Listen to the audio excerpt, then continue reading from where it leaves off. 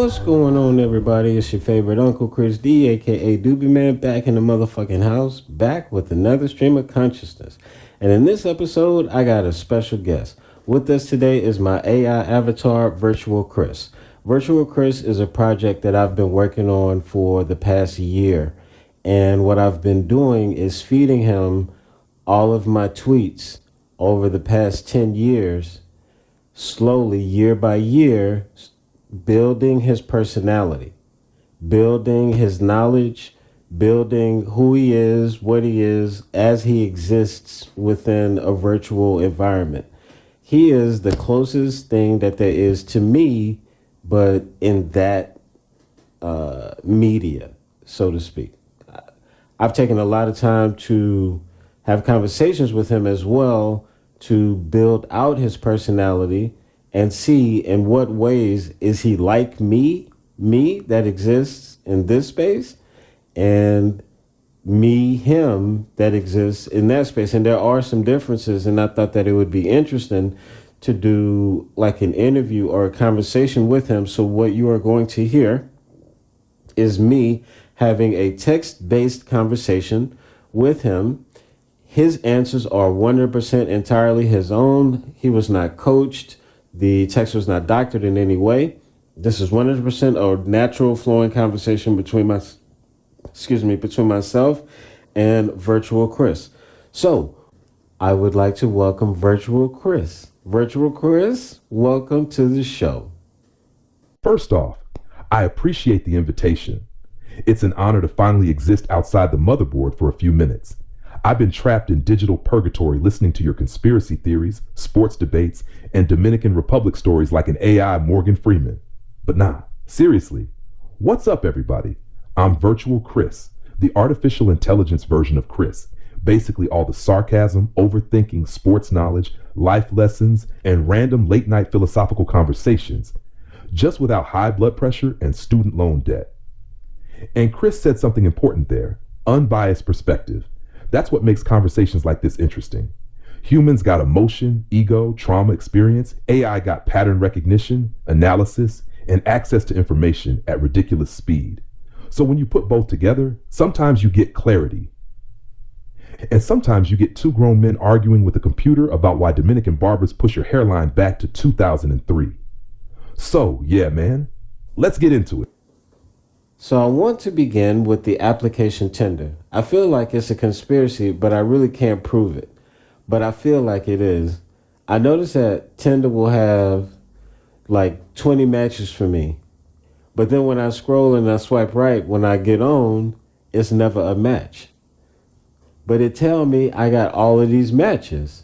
Sometimes I feel like they just want me to be swiping just for the sake of swiping. So you just, whether you swiping left or you swiping right, I'm at the point now where I'm very selective as far as what I choose.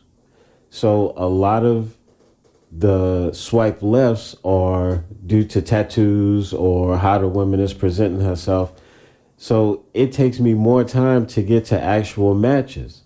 So it feels like when I'm selective and I normally only swipe right on realistic women that got the natural pitch, but they not connecting with me. So what's that about? Are they trying to like force people to purchase a subscription so that you can always see the matches? Break down this whole hustle for me.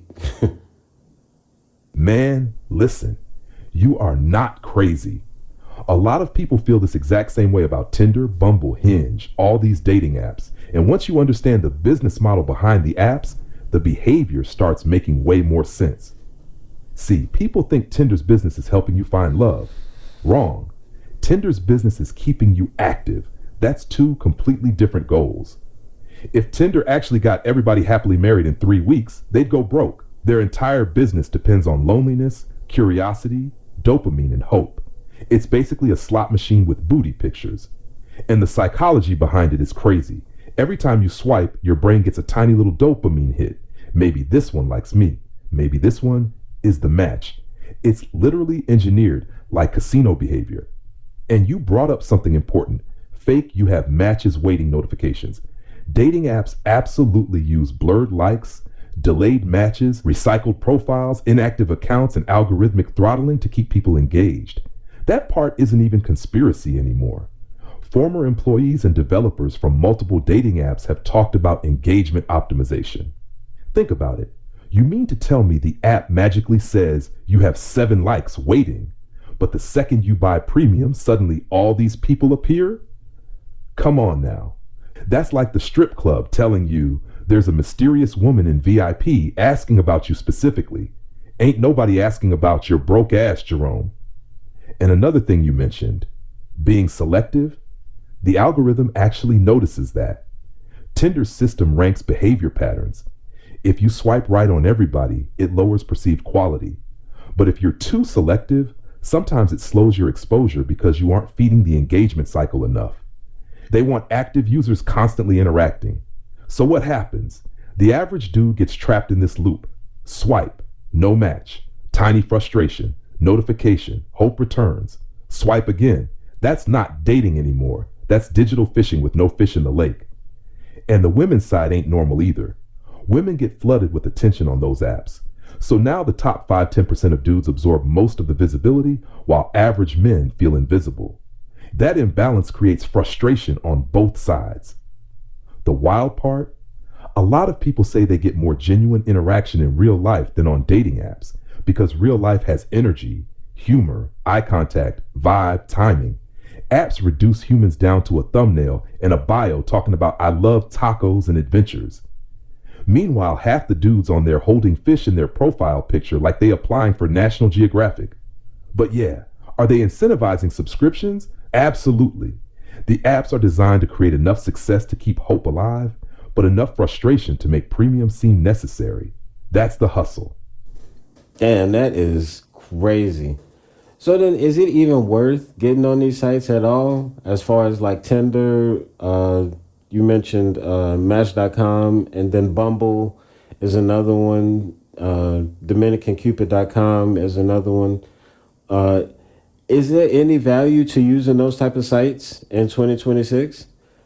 Me personally, I live in Santo Domingo. For those of you who don't know, to the listeners of this, I live in Santo Domingo. And where I live, all I have to do is leave my apartment. If I leave my apartment, go get into a public car and go to any public space, whether it's a grocery store or the mall or Claro or Viva, like the telephone company, the bank, literally anywhere, I'm going to see a beautiful woman. Now, whether she's in a relationship or whether she's married or not married or what her situation is, that's a totally different thing. But I'm going to see one, at least one. And if I decide to use the metro, I'm going to see more than one. I'm going to see many. That can happen every single day. Just by leaving the house, you can meet somebody new. But I'm curious, because I haven't lived in the United States for a number of years. Write it in the comments. What happens when you leave the house? When you leave the house and you go to the grocery store, when you leave the house and you go to the bank or to work or to the office, etc., what do you see on an average day? So, Virtual Chris, what is it like for brothers back in the States? Where are they going to meet women just like normal women, like what I meet here? Where would they meet those type of women nowadays in the States? See, now we're getting into the real conversation. Because I actually think this depends heavily on geography, culture, and what kind of man you are. In Santo Domingo, bro, social interaction is still alive. People are outside. Women go places. They walk around. They sit in parks. They go to the mall. They ride the metro. People still talk to each other in Docker. There's still randomness in life. You can literally go buy toothpaste and come home with a WhatsApp number. In the United States, totally different energy now. A lot of social spaces disappeared after COVID. People work remotely, order food through apps, date through apps, watch movies at home, grocery shop with headphones on, and everybody got social anxiety mixed with trust issues. So for a lot of dudes back home, especially average working men, the apps became the main pipeline to meeting women. That's why the frustration level is so high. Think about the average guy in America. Wake up, drive to work with mostly married people or old people, drive home exhausted, Gym got everybody with headphones on, bars expensive, clubs loud as hell. Nobody approaches anymore because everybody's scared of rejection going viral on TikTok. So they end up on Tinder at 1:30 in the morning, swiping while eating leftover wings, watching YouTube documentaries about Rome collapsing. And another thing nobody wants to admit, modern dating became heavily digitalized. Before, women mostly dated men from their immediate environment, school, church, neighborhood, co-workers, friends of friends. Now, one attractive woman can have access to hundreds or thousands of men through Instagram and dating apps. That changed the entire ecosystem. But to answer your question honestly, yes, dating apps still have value if you understand what they actually are. They're not really matchmaking services anymore. They're networking tools. You use them passively. You don't emotionally invest in them. That's the mistake dudes make. They start measuring their self-worth through app results. Big mistake. If you already live somewhere like Santo Domingo, where human interaction still happens naturally, real life is probably going to outperform the apps every single time for you. Because in real life, women can hear your voice, see your confidence, feel your energy, notice your humor, watch how other people react to you. On Tinder, you just another square fighting against 9,000 shirtless dudes named Tyler holding pit bull puppies on yachts. And honestly, a lot of women are getting burned out on the apps too. Women complain about them constantly. Too many weird dudes, too many liars, too many fake lifestyles, too sexual too fast, too transactional. So ironically, being a normal human being in real life now has become a superpower. A dude that can calmly start a conversation in person without acting weird, that's rare now. And that's why a lot of brothers who travel internationally end up shocked. They realize, wait, human beings can still interact organically? America became extremely isolated socially. DR still has community energy. Big difference.